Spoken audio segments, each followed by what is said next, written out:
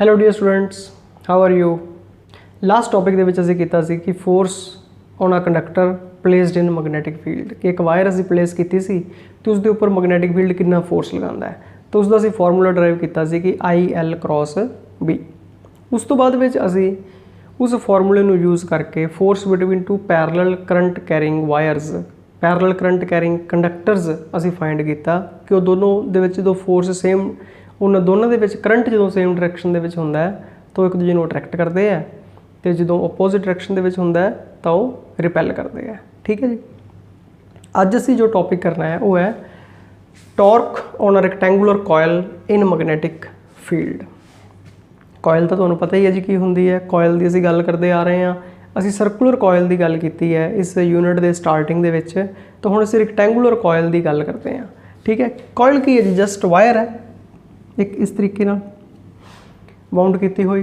ठीक है, जो इसदियाँ बहुत सारिया टर्न्स है एक दूजे के उपर ही लपेटिया हुई तो असीं कह दें कि N टर्न्स है। तो असीं पहला एक सिंगल टर्न की गल करते हैं कि एक रैक्टेंगुलर कॉयल है, ये उसका फ्रंट व्यू है कि असीं इस तरीके दे नाल रैक्टेंगुलर कॉयल लै रहे हैं जिहड़ी कि फुल रैक्टेंगल है। हुण जदों असीं उसनूं प्लेस करते हैं मैगनैटिक फील्ड ते तो मैगनैटिक फील्ड दे नाल उसका जो प्लेन है वो एंगल बना रहा थीटा, मतलब थोड़ा जा इसनूं इस तरह है तो मैगनैटिक फील्ड इस डायरैक्शन दे विच है जी, जो ये डायरैक्शन दोनों दिखाई दे रही है।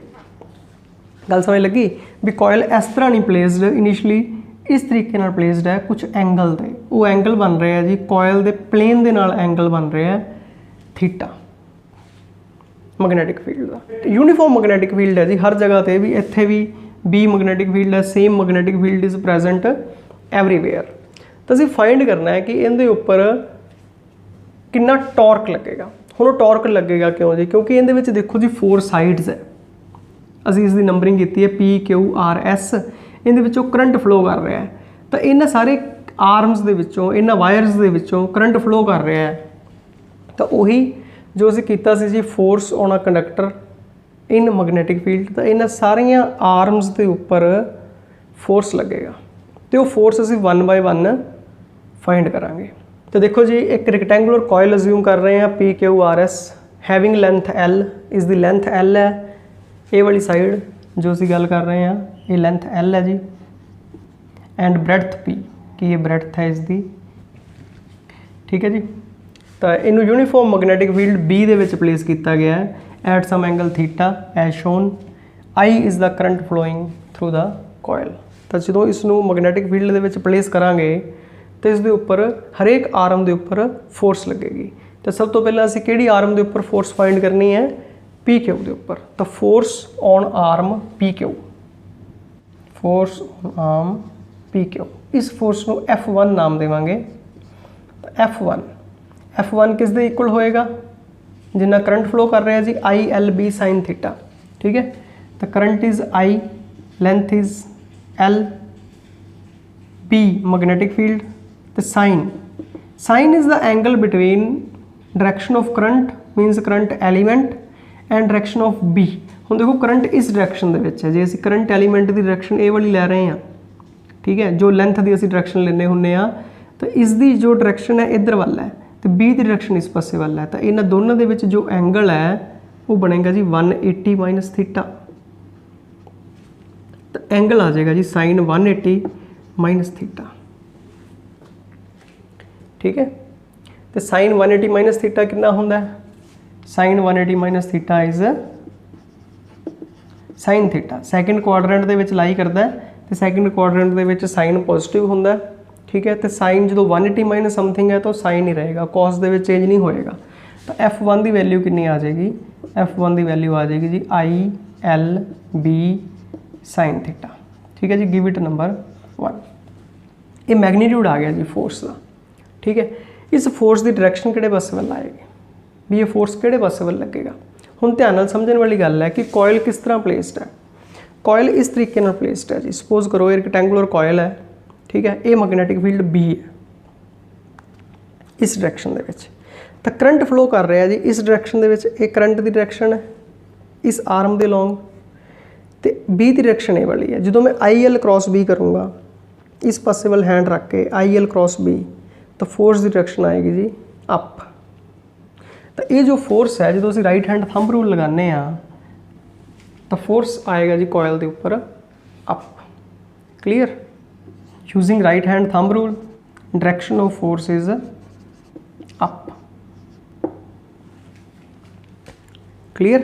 ਹੁਣ ਜਿਸ ਤਰ੍ਹਾਂ ਅਸੀਂ ਫਾਈਂਡ ਕੀਤਾ ਜੀ ਫੋਰਸ ਔਨ ਆਰਮ ਪੀ ਕਿਊ, ਹੁਣ ਅਸੀਂ ਫਾਈਂਡ ਕਰਦੇ ਹਾਂ second force on arm Q R. इस आर्म की लेंथ बी है रजे, इतने बी आएगा क्योंकि ब्रेडथ है ना ये, ठीक है, तो इतने बी आएगा जी।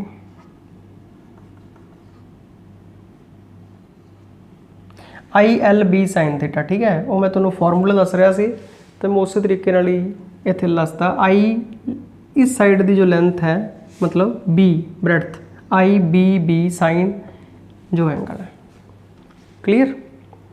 क्योंकि फॉर्मूला होंदा है ना एफ किस दे इक्वल होंदा है वैक्टर फॉर्म दे विच आई एल क्रॉस बी, तो एफ किस दे इक्वल हो जाता है जी जे आप फोर्स का मैगनीट्यूड लिखना है I L B sine theta. तो मैं फॉर्मूला लिख रहा सी तो उत्थे एल ही रह गया, तो एक्चुअल दे विच इच साइड की जो लेंथ है वो बी है, तो बन जाएगा जी आई बी बी साइन थीटा। हुण force on arm Q R, इस आर्म के उपर force let us suppose it is F2, F2 किस दे इक्वल होएगी जी, फिर यही फॉर्मूला लगाने I L B sine theta. Current तो सेम ही फ्लो कर रहा है जी, इनकी लेंथ भी एल ही है, बी साइन थीटा। हुण एल इस डायरैक्शन दे विच है तो बी की डायरैक्शन ये वाली है जी, ये बी है, ठीक है, तो लेंथ तो बी की डायरैक्शन दे विच 90 डिग्री का एंगल बन रहा है। क्लीयर? तो साइन 90 कितना होंदा है, साइन 90 इज़ 1, तो F2 की वैल्यू बन जाएगी I L B, give it number 2। तो ये फोर्स किस डायरैक्शन वाल लगेगा देखो, फिर मैं वही रेक्टेंगुलर कॉइल को ज्यूम करो, करंट इस डायरैक्शन दे विच है डाउन, ठीक है, कॉइल इस तरह पई है, करंट इस डायरैक्शन दे विच है, मैग्नेटिक फील्ड इस डायरैक्शन दे विच है। तो तुसी आई एल वाले पासे हैंड रख के बी वाले पासे क्रॉस करना है, तो आई एल वाले पासे हैंड रखांगे, ठीक है, बी वाले पासे क्रॉस करांगे, तो डायरैक्शन इज़ आउटवर्ड्स, बाहर वाले पासे इस पासे वाल फोर्स की डायरैक्शन आएगी। तो उस फोर्स को मैं शो कर रहा जी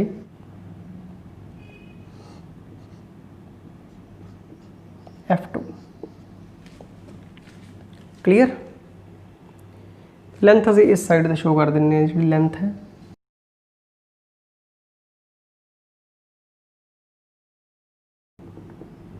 ठीक है जी। वो थोड़ा क्राउडेड या लग रहा सी सारा, डायरैक्शनस क्लीयर नहीं हो रही सी, तो लेंथ आप बाहर शो कर देंगे जी। समझ लग गई जी? तो पहला डायरैक्शन इसकी मैंशन करिए, तो direction of F2 is outwards. Clear? हुण इस साइड ते जी आर एस ते, तो force on arm R S, तो इसनूं असीं F3 नाल लिखते हैं, फिर वही फॉर्मूला लगाने I L B sine theta, current is I, length is B, magnetic field is capital B, sine B की डायरैक्शन ये वाली है जी, ये बी की डायरैक्शन है, ये एंगल थीटा है जी, ठीक है, ऊपर भी यही एंगल शो किया होया, तो साइन कितना आ जाएगा थीटा, ठीक है, होर तो सॉल्व हो नहीं सकता जी। तो यही है जी। हुण इसकी डायरैक्शन किहड़े पासे वाल है, तो इसकी डायरैक्शन असीं आई एल वाले पासे हैंड रखांगे, ये आई एल है, क्रॉस करांगे जी बी वाले पासे, तो डायरैक्शन आएगी डाउन। देखो ये रेक्टेंगुलर कॉयल है, करंट इस डायरैक्शन दे विच है, मैग्नेटिक फील्ड इस डायरैक्शन दे विच है, ठीक है, तो असीं आई एल क्रॉस बी करते हैं, आई एल वाले पासे हैंड रखते हैं, बी वाले पासे क्रॉस करते हैं, डायरैक्शन आएगी डाउन, तो फोर्स आएगा जी इस पासे वाल F3। the direction of F3 downwards।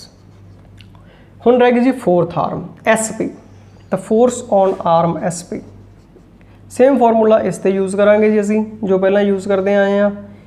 इस फोर्स को कहांगे जी F4 I L B sine theta, I length is L magnetic field is B तो साइन 90 क्योंकि इहदे विच भी देखो जे असीं B की डायरैक्शन शो करते हैं तो दिस इज़ B IL तो B दे विच कितना एंगल बन रहा है 90 डिग्री तो साइन 90 इज़ 1 अगेन F4 कितना हो जाएगा ILB तो direction of force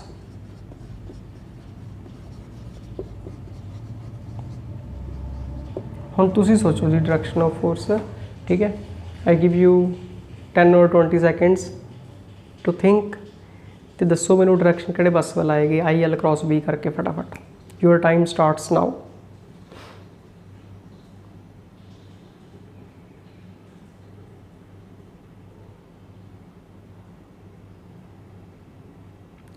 I hope कि तुसीं डायरैक्शन जिहड़ी वो फाइंड कर ली होएगी करंट इस डायरैक्शन च है जी ठीक है IL की डायरैक्शन ये है ये B की डायरैक्शन है जी B तो जो असी IL क्रॉस B करांगे तो IL की डायरैक्शन किस पासे है this is IL direction IL cross B करांगे तो फोर्स की डायरैक्शन आएगी जी इनवर्ड्स मतलब इस आर्म के अंदर वाले पासे फोर्स लगेगा तो direction of force is inwards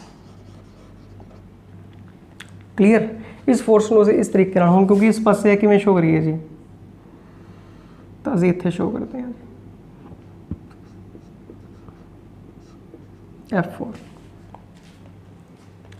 देखो जो F1 है तो F3 है इन्हां दा मैग्नीट्यूड चेक करो F1 ये F1 है जी ये F3 है दोनों का मैग्नीट्यूड इक्वल है देखो F1 ऊपर लग रहा है F3 नीचे लग रहा है तो इक्वल तो ओपोजिट फोर्स इक्को लाइन दे विच नाले तो एक दूजे नूं की करनगे कैंसल कर देंगे तो F1 and F3 are equal and opposite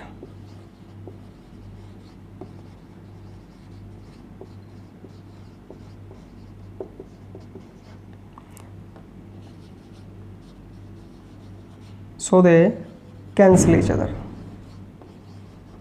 ठीक है जी हुण F1 तो F3 का तो कॉयल के उपर कोई इफेक्ट नहीं गा मतलब एक इनू उपर वाल खिंच रहा है एक आर्म नूं दूजा उन्होंने नीचे वाल खिंच रहा है तो दोनों तो कैंसल हो गए हुण ये कॉयल इस तरह पई है जिहड़ा F2 है इनू बाहर वाल खिंच रहा है इस आर्म नूं तो जो F4 है इनू अंदर वाल खिंच रहा है दोनों फोर्स ये भी इक्वल तो ओपोजिट है देखो F2 मैग्नीट्यूड सेम है F2 तो F4 का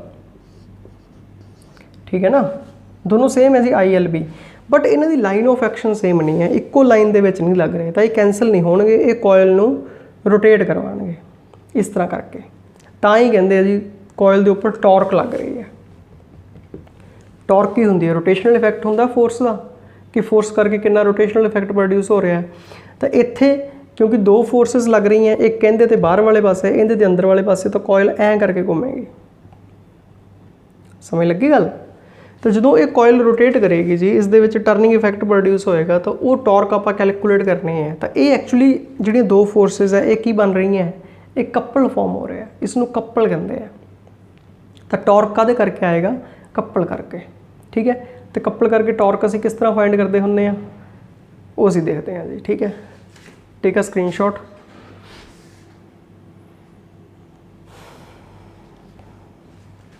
तो टॉर्क का की फॉर्मूला होंगे जी टॉर्क को असीं मूवमेंट ऑफ फोर्स भी कहने हैं तो टॉर्क ऑन कॉयल किस दे इक्वल हो जाएगा आइदर फोर्स दोनों के विचों कोई मर्जी फोर्स ले लो जी F2 तो F4 के विचों मल्टीप्लाइड बाय इन्हां दोनों के विच कितना परपेंडिकुलर डिस्टेंस है तो हुण असीं परपेंडिकुलर डिस्टेंस कैलकुलेट करना है जी इत्थे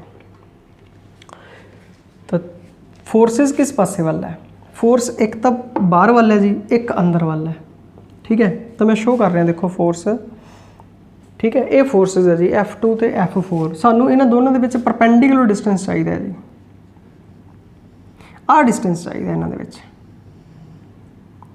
ठीक है बट ये डिस्टेंस साडे कोल नहीं है साडे कोल किहड़ा डिस्टेंस है जी साडे कोल इन्हां दोनों फोर्सेस दे विच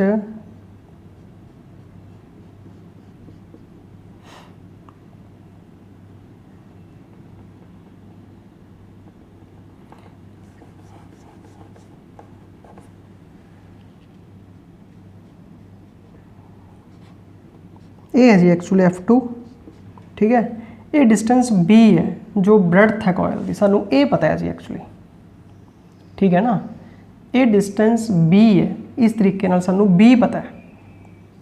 सानू परपेंडिकुलर डिस्टेंस चाहिए जे असीं इस फोर्स नू एक्सटेंड करिए लाइन ऑफ एक्शन नू इस दी नू, तो सानू ये परपेंडिकुलर डिस्टेंस चाहिए जी दोनों फोर्सेस दे विच, ये साइड चाहिए है। तो हुण ये वाला जो एंगल है ये थीटा है, ठीक है, जो असीं इत्थे शो कीता सी, ठीक है ना। आ देखो आ साइड ते आ साइड बिल्कुल पैरलल है, ठीक है। तो ये एंगल थीटा है इन्हां दे विच, जो ये ब्रेडथ B है, तो ये ब्रेडथ इस दे पैरलल है जी, इस दे पैरलल है, तो ये एंगल थीटा है। तो थीटे के सामने वाला परपेंडिकुलर होंदा जी, ये बेस है, ये हाइपोटेन्यूज है। तो असीं ये बेस फाइंड करना है, समझ लगी। ये परपेंडिकुलर डिस्टेंस है साडा। तो आ डिस्टेंस एक्चुअली P क्यों है, तो ये इसनू N लिख लो जी। तुहानूं मैं इत्थों कॉयल तो भी समझाना, देखो ये कॉयल इस तरह नहीं पई, थोड़ी जी इस तरह पई है, ठीक है। ये फोर्स है F2, ये फोर्स है जी F4, ठीक है। सानू ये डिस्टेंस चाहिए जी परपेंडिकुलर डिस्टेंस। तो तुहानूं डायग्राम जो उपरों देखो, तुसीं ऐ करके आ देखो, कॉयल इदां नहीं पई जी, इदां पई है, ठीक है। तो हुण तुहानूं ये टॉप व्यू में दिखाई दे रहा ये वाला, तो असीं ये डिस्टेंस फाइंड करना है जी, ये वाला डिस्टेंस। तो इसनूं तुसीं QP भी लिख सकते हो जी, सेम जो डिस्टेंस है जो B है, तो असीं PN फाइंड करना है एक्चुअली परपेंडिकुलर डिस्टेंस। तो ये परपेंडिकुलर डिस्टेंस कितना हो जाएगा इस ट्रायंगल तो देखो, तो जे असीं PN फाइंड करते हैं PN ओवर B, तो ये किस दे इक्वल आ जाएगा cos थीटा दे, ठीक है। तो परपेंडिकुलर डिस्टेंस PN किस दे इक्वल हो जाएगा B cos थीटा। तो टॉर्क ऑन कॉयल कितनी हो जाएगी, टॉर्क ऑन कॉयल हो जाएगी जी आइदर फोर्स F2 या F4 चो कोई भी फोर्स ले लो। ये फोर्स कितना सी, ये फोर्स है जी IL इंटू B, तो multiplied by perpendicular distance. Perpendicular distance कितना आ गया जी B cos थीटा, ठीक है। थोड़ा सॉल्व करने की कोशिश करते हैं। L इंटू B इकट्ठा कर लेने हैं, लेंथ इंटू ब्रेडथ। तो लेंथ इंटू ब्रेडथ की होंदा है, लेंथ इंटू ब्रेडथ कॉयल का एरिया होंदा है जी, ठीक है। तो इसनूं असीं की लिखते हैं, स्टार्टिंग असीं अज्यूम किया सी कि कॉयल का एरिया कैपिटल A है, तो इसनूं असीं कैपिटल A लिख दिंदे हैं जी B cos थीटा। हुण देखो ये टॉर्क है, तो टॉर्क है तो इसनूं असीं क्रॉस प्रोडक्ट की फॉर्म दे विच भी एक्सप्रैस कर सकते हैं, ठीक है ना। तो जनरली टॉर्क दे विच जो, क्योंकि जो क्रॉस प्रोडक्ट एक्सप्रैस करते हैं तो साइन का एंगल चाहिए होंदा, बट इत्थे कॉस का एंगल आ रहा। हुण है ना कि जी असीं डॉट प्रोडक्ट एक्सप्रैस कर दिंदे हैं जी, डॉट प्रोडक्ट स्केलर प्रोडक्ट है, उसका आंसर स्केलर होंदा है, बट इत्थे टॉर्क क्वांटिटी है। तो we are trying to express it in the form of, in the vector form, in the form of sine of some angle, ठीक है। तो इत्थे कॉस थीटा है। ध्यान नाल नोट करो कि जे असीं इत्थे एक परपेंडिकुलर ड्रा करिए, जिस तरह असीं एरिया वैक्टर शो करते हुंदे ना, कि एरिए दे नाल जिवें एक कॉयल है, ठीक है, ये B है, तो आ एंगल थीटा है जी, आ वाला एंगल। हुण जिवें इहदे ते एक परपेंडिकुलर ड्रॉ करदा, ये परपेंडिकुलर है तो इस डायरैक्शन दे विच, ठीक है। तो उस परपेंडिकुलर दे विच जिवें ये परपेंडिकुलर है जी कॉयल दे उपर, ठीक है, इस परपेंडिकुलर दे विच ते इस B की डायरैक्शन दे विच एंगल है अल्फा। तो असीं एक एंगल अल्फा अज्यूम कर रहे हैं किंदे किंदे विच, B दे विच ते जो परपेंडिकुलर ड्रॉ किया असीं कॉयल दे उपर, ठीक है। तो थीटा प्लस अल्फा कितना हो जाएगा, theta plus alpha is equal to 90 degree. तो theta is equal to 90 minus alpha, तो cos theta is equal to cos 90 minus alpha, तो कॉस 90 माइनस अल्फा होंदा है जी साइन अल्फा, ठीक है। तो इहदे विच पुट कर दिओ जी, क्योंकि 4 तक असीं नंबर दिता सी, इहनूं 5 दिन्ने आ, तो कॉस थीटा की जगह तो साइन अल्फा पुट कर दिओ, पुट इन 5।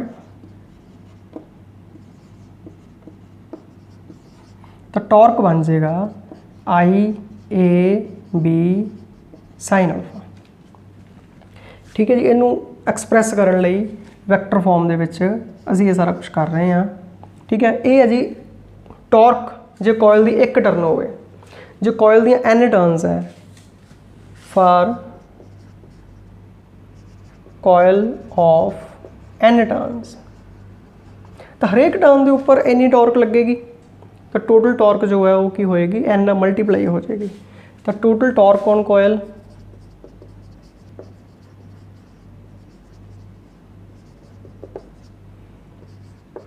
एन नाल मल्टीप्लाई हो जाएगी जी नंबर ऑफ टर्न्स नाल।